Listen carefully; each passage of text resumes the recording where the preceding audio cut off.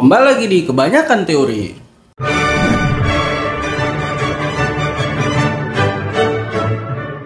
Ya, masih bersama Kebanyakan Nanya, sebuah segmen tanya jawab di podcast Kebanyakan Teori. Dan kali ini gue bersama dengan adik gue. Hai. Karena Eki masih di Mudik. Papua. Mudik terpulangnya naik kapal lagi. Jadi ya udah, kita isi dengan tanya jawab dulu. Topiknya ini sekarang tentang pernikahan. Karena lagi masuk bulan Syawal ya. Benar, ini biasanya bulan-bulan musim kawin. Kenapa orang-orang kawinnya setelah pas Syawal ya? Kayaknya ada hadis deh. Nggak Oh, tahu ada sih, hadis ya? Kayak Syawal ada. Gue benar-benar tahu dan gue selalu mempertanyakan itu. Tapi sejauh ini lu udah dapat undangan belum? Belum sih. Sama lagi gue juga. Kayak teman-teman gue udah nggak ada yang mau nikah deh.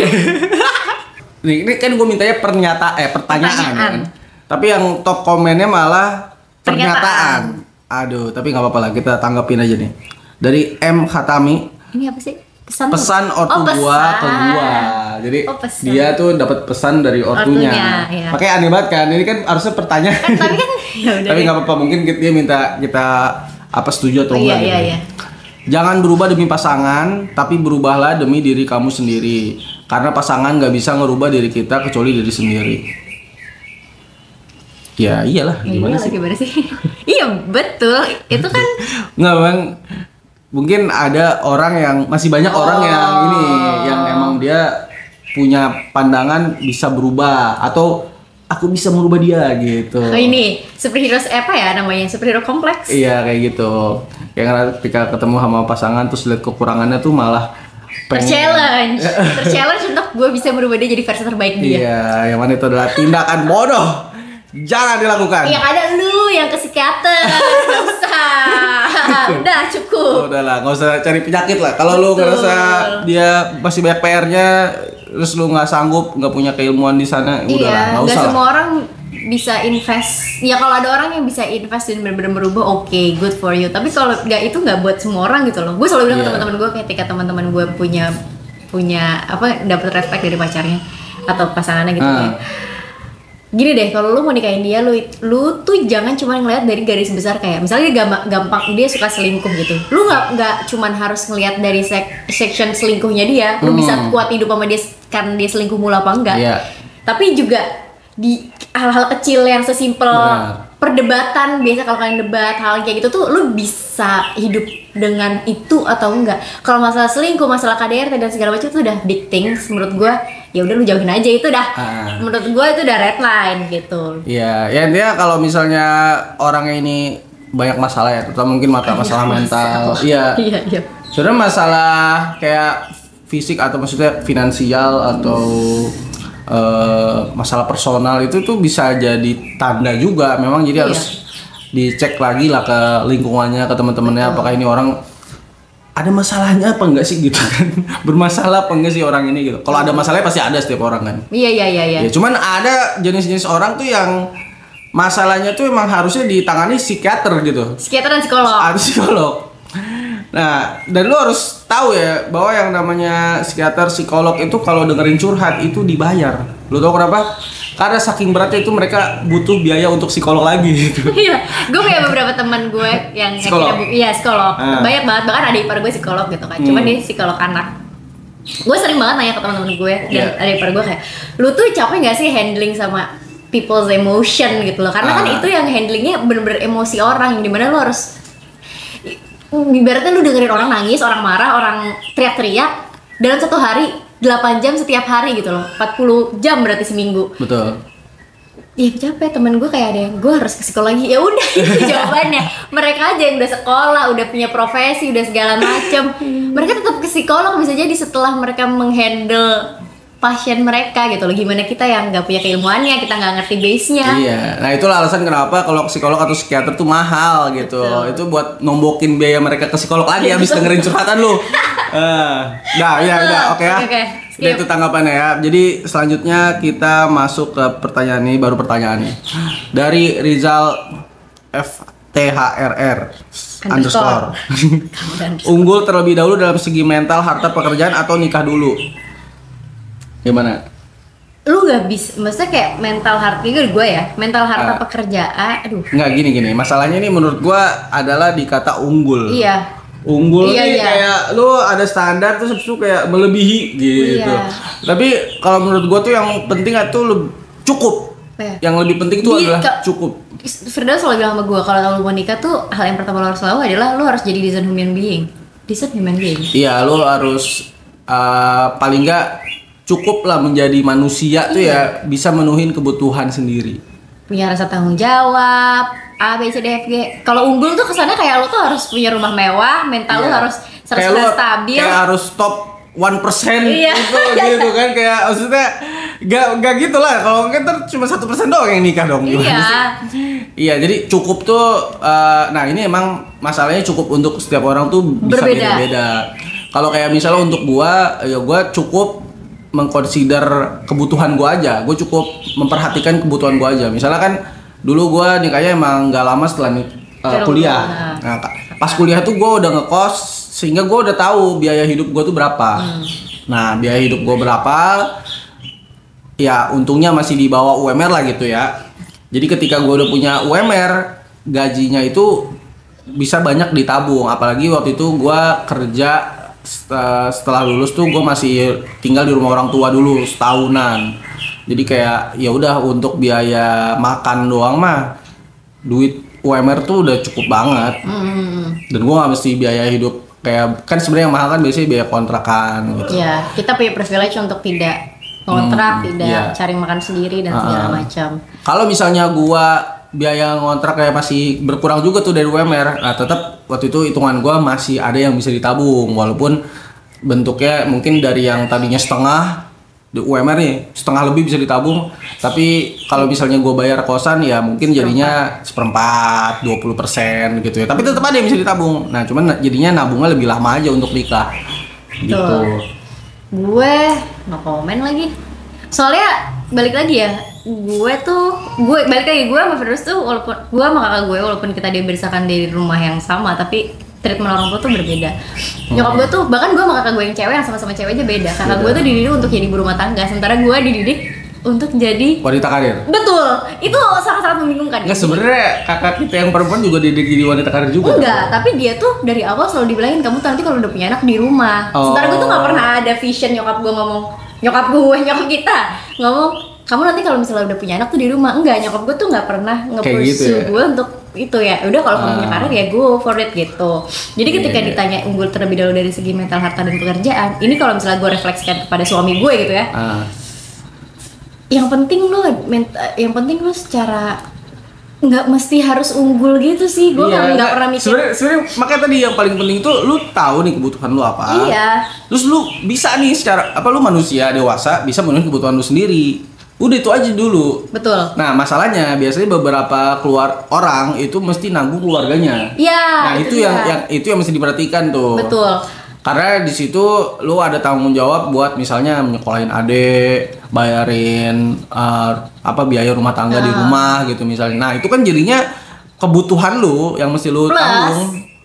Itu jadi jauh lebih gede lah daripada gua yang cuma sendiri doang. Itu sih masalahnya. Sebenarnya lebih ke ketika lu tahu tanggungan lu apa aja, terutama kalau misalnya lu sandwich atau apa tuh lebih ke apakah uang yang lu punya untuk diri lu sendiri atau lu sudah pisahkan untuk biaya hidup lo dan nabung lo itu cukup untuk menghidupi lo, istri lo gitu, plus anak lo gitu dulu deh. Iya. Menurut gue kadang orang suka nggak nyadar itu juga sih. Nah iya, menurut gua masalah lainnya tuh adalah buru-buru punya anak tanpa perlu punya perencanaan finansial yang lebih matang gitu. Karena menurut kalau gue pribadi ya. Kalau kita mah ada privilege bener dah. Masalah rumah nih minimal banget nih. Nggak ada tuh tanggungan untuk kayak cicilan. Iya, kita nggak. Iya biaya rumah aja maksudnya kayak air, listrik itu mah standar lah ya. Betul. Tapi maksudnya untuk kan orang biasanya bayar KPR atau ngontrak gitu. Itu kan sebuah kos yang cukup gede besar juga gitu. Nah kita nggak ada tanggungan untuk itu makanya ketika memutuskan untuk punya anak di daerah ibu kota nih ya, walaupun udah nggak jadi ibu kota lagi. Masih. Iya masih ya, masih. Kan balik lagi. Iya kocak emang. Nggak, tapi maksudnya kita biaya hidupnya tinggi lah misalnya di sini, tapi kita berani punya anak langsung ya karena ada privilege gitu. Kalau misalnya gue nggak punya privilege itu, nggak punya privilege rumah, nggak akan sih gue langsung punya anak begitu nikah, nggak mungkin. Kayak gue pasti langsung takut banget untuk punya anak dulu. Iya, pun gue yang merasa gue maksudnya punya bantalan, gue punya privilege, pun gue merasa is it wise enough to have children in this kind of economy gitu loh, karena gue mikirin lebih ke berapa tahun ke depan juga. Cuman ya nggak, tapi mungkin aja kalau misalnya nggak di daerah sini ya, mungkin bukan di kota, mungkin di kota lain yang lebih rendah biaya hidupnya gitu. Mungkin aja sebenarnya, tapi biasanya juga nggak cuman nih antara yang kerja itu 2 orang atau 1 orang tapi kerjanya 2. Iya. Betul. Kayak lu kayak misalnya suami gitu udah kerja tapi ada sambilan juga, atau ya dia kerja terus istrinya juga sambil kerja. Betul. Itu biasanya ya yang bisa langsung punya anak tuh ya orang-orang kayak gitu biasanya. Iya, gue kayak gitu lagi. Yang join income ya. Suaminya kerjanya 2. Iya betul. Ternyata ya. Karena ya lo harus milih sih. Kalau emang lo udah punya anak tuh lo nggak bisa. Kalau buat gue, ketika lo udah punya anak tuh nggak bisa santai-santai lagi. Lo nggak bisa menikmati hidup berdua lagi. Karena ada tanggungan satu orang yang ibaratnya dia tuh nggak punya dosa di hidup ini. Bukan salah lo berdua ketika dia hadir. Tetap enggak, itu mungkin kata kuncinya rada membingungkan. Tetap bisa sangat menikmati, bisa banget. Oh iya sorry. Bukan menikmati hidup berdua bisa. Cuman emang jadi ada tanggungan lebih. Sehingga lu nggak bisa. Ya intinya karena tanggungan lebih jadinya lu nggak bisa fokus ke 2 doang, lu harus ada fokus ke orang ketiga ini nih. Betul. Gitu. Tapi ya udahlah. Iya, tapi kalau misalnya soal nikah doang, sebenarnya nikah tuh malah bisa malah bisa jadi ada insentif ekonomi justru. Ini sebenarnya pembahasan yang ada di Twitter. Kalau lu ini masalah sebenarnya nikah indis, ibaratnya kan dia pertanyaan nikah indis ekonomi itu sebenarnya gimana? Kemarin tuh habis dibahas kayak banyak orang yang bilang nikah tuh ininya berat segala macam. Cuman ada satu pernyataan yang bilang sama kayak lo, nikah tuh sebenarnya bisa jadi insentif tambahan ketika lo berdua join income. Iya benar. Tapi kembali lagi sebenarnya apakah si perempuannya mau join income atau tidak? Ya udah itu urusan aneh. Tapi kan gue bilang ini bisa potensinya ada potensinya. Gimana maksudnya? Ya maksudnya ketika lu tinggal misalnya di Jakarta. Ini contoh aja, gue hitungan di kepala gue waktu sebelum nikah tuh gue nargetinnya emang nikahnya sama yang sesama fresh grade juga, yang sama-sama udah kerja, gaji ya udah UMR gitu. UMR di Jakarta kan 5 gitu. Terus lu bareng-bareng nikah gitu kan, tinggalnya jadi bareng. Nah lu yang tadinya ngekos misalnya bayar masing-masing jadi satu doang, itu aja udah ngurangin kos lumayan itu berapa persen tuh. Walaupun nggak pasti langsung jadi 50%, nggak pasti kan, karena lu butuh akomodasi yang lebih gede sehingga biayanya pasti juga lebih tinggi daripada ketika lu bayar akomodasi yang sendiri. Betul. Cuman tetap aja pasti ada kos yang dihemat. Makan, kalau misalnya nih ada namanya economies of scale. Kalau misalnya lu beli barang lebih banyak, itu ya biasanya akan lebih murah. Betul.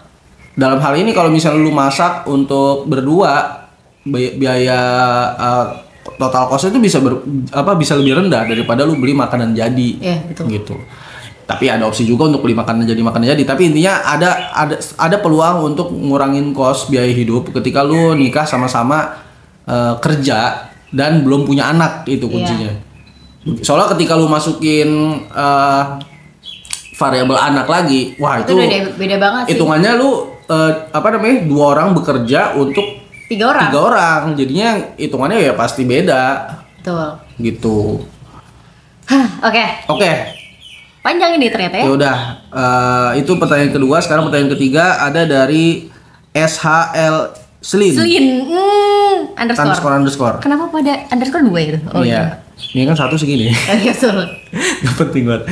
Apa benar laki-laki bakal nikahin perempuan yang tersedia saat dia siap dibandingkan memperjuangkan perempuan yang dia suka? Apa benar laki-laki bakal nikahin perempuan yang tersedia dalam tanda kutip saat dia siap dibandingkan memperjuangkan perempuan yang dia suka? Kalau perempuan yang tersedia tuh maksudnya kayak dia random pick gitu. Gitu ya. Gimana sih tersedia tuh kayak cewek nih. Soalnya enggak, maksud gua tersedia di sini benar. Tersedia di sini tuh ambigu banget kalimatnya. Katanya. Tersedianya tuh kenapa dia bisa tersedia? Pertanyaan gua. Enggak, bukan kenapa bisa tersedia. Tersedia itu ya semua orang nikah tuh sama cewek yang tersedia lah. Iya, maksud gua kenapa tersedia? Maksudnya kenapa di situ? Nih, lu kalau enggak ngerti kalimat gua nih.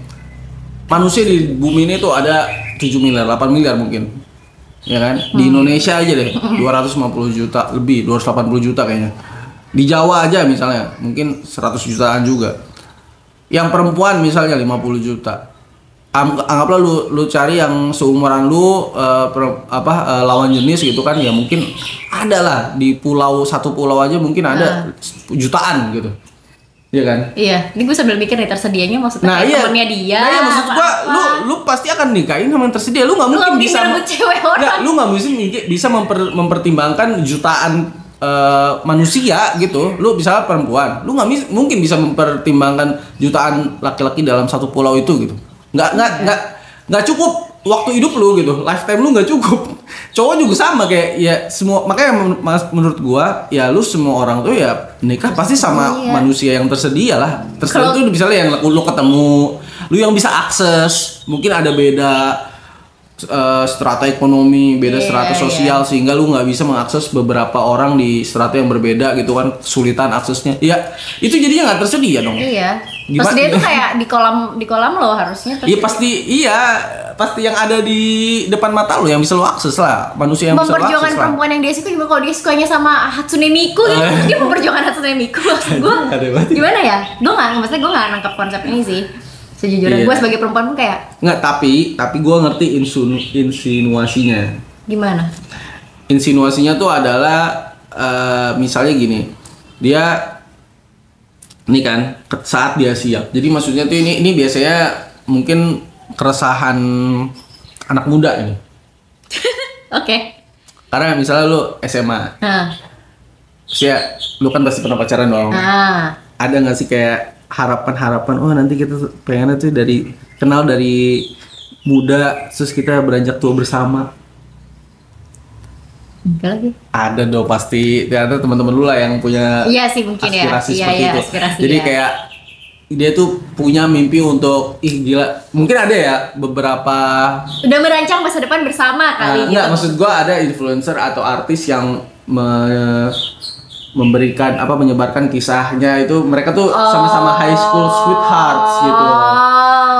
Jadi itu membentuk aspirasi masyarakat yang nonton gitu, kayak gila seru juga ya kalau misalnya kita nikah sama teman SMA, sama pacar dari SMA. Sama maksudnya pacaran tuh dari SMP.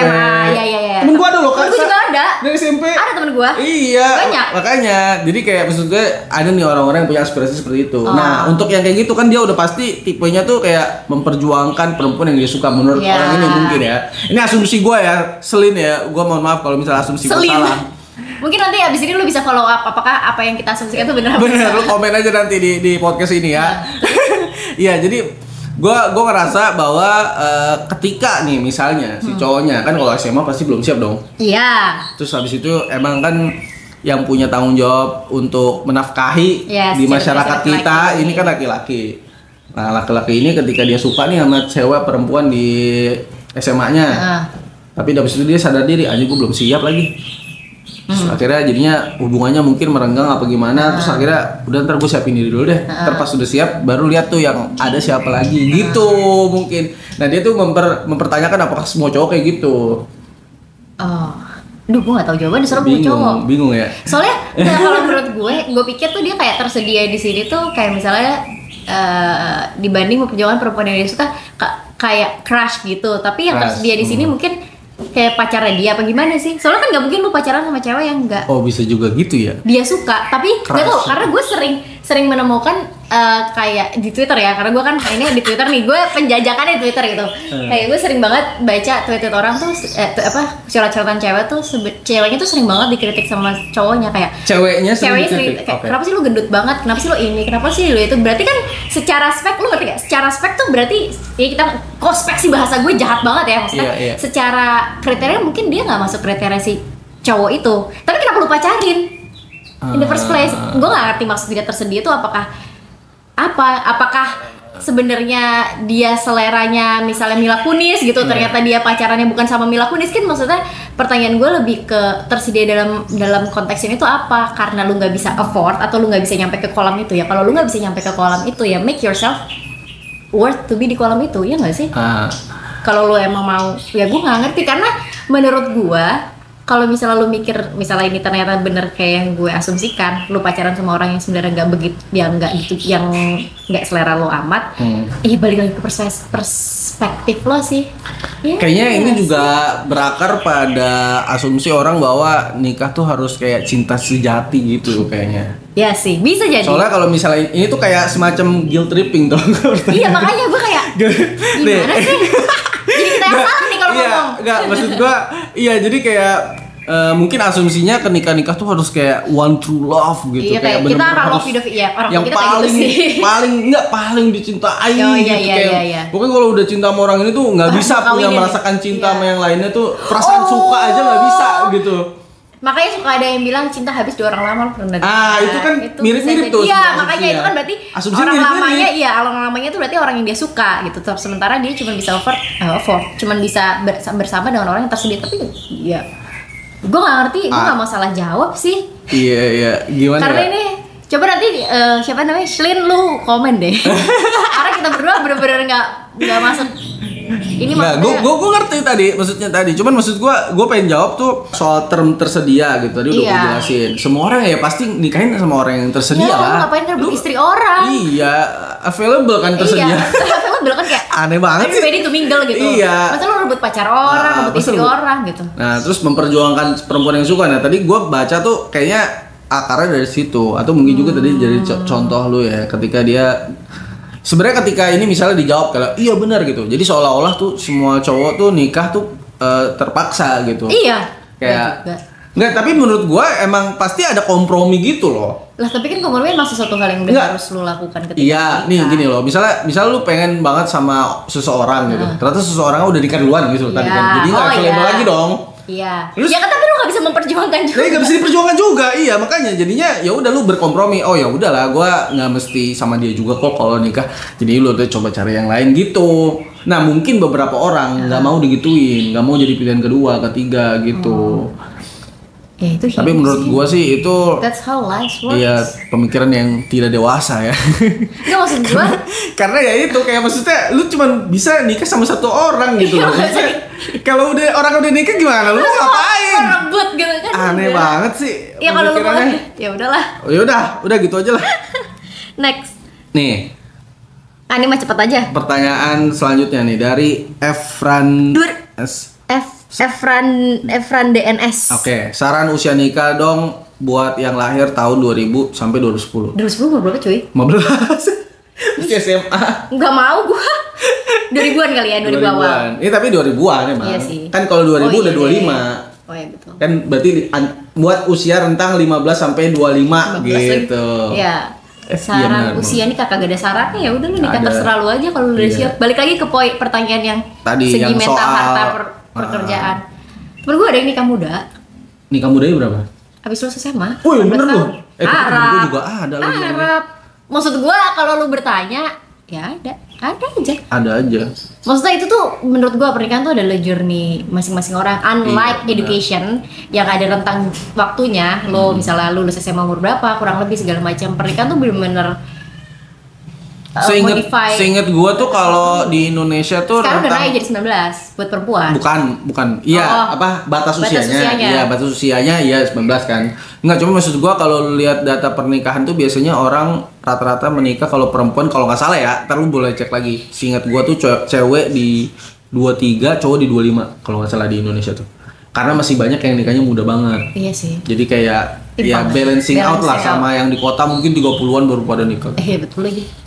Ya jadi rata-rata segitu. Lu mungkin lihat aja di kota lu cari cek data di kota lu, lihat rata-rata segitu, terus lu coba lihat ke lu gitu. Kalau misalnya lu ngerasa umur segitu kayak gue belum siap, ya udah nggak apa-apa juga. Kayaknya ada ini deh kuis dari BKKBN apa dari Kementerian Agama tentang persiapan pernikahan, skor persiapan nikah. Nggak, menurut gue emang aneh sih kalau misalnya targetnya umur, karena gue nih kayaknya lebih muda dari Kansa nih, tapi 23. Gue 26.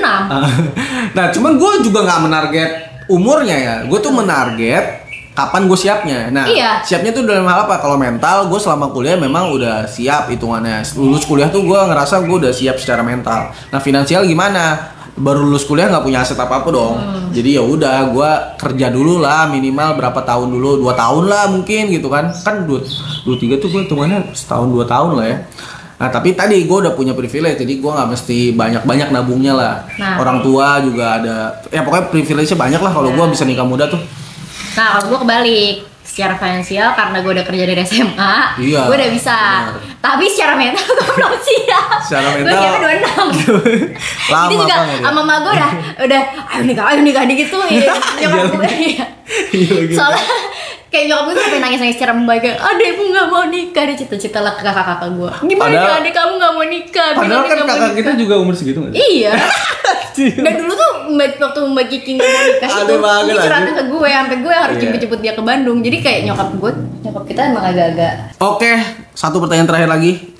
Mana? Lu mau jawab yang mana? Nih yang ini. Iya, oke. Dari IRFNGRH. Itu teman gue. Oh itu temannya dia. Oh iya. Nabung, nikah dulu, mobil dulu, rumah dulu, atau apa dulu? Mohon pencerahannya suhu. Tuh suhu gimana? Gini, aduh, ada gini lu dong. Iya juga. Tadi lu yang mau jawab gimana sih? Nabung, nikah dulu, mobil dulu, rumah dulu, atau apa dulu?